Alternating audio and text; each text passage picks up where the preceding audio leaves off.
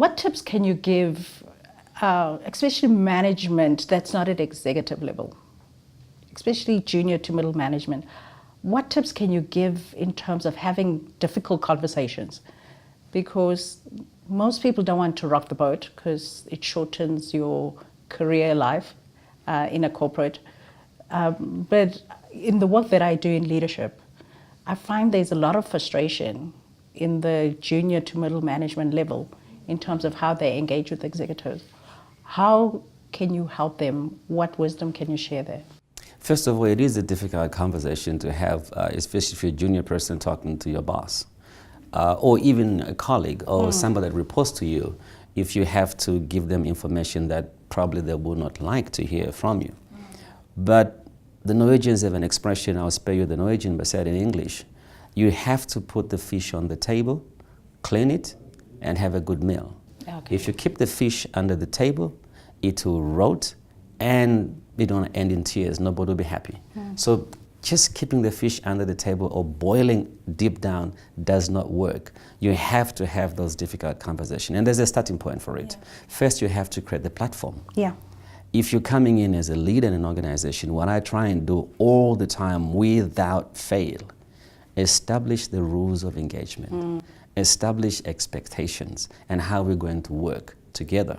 Whether it's my boss or it's somebody that works for me, what are my expectations, how are we going to work together? Yeah.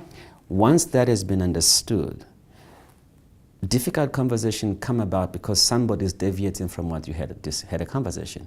No matter how small, once you see we're moving outside those boundaries, that's when you should raise it. Now we tend to leave things until there's such a big thing to deal with. So uncomfortable. But either way, you still have to deal with it.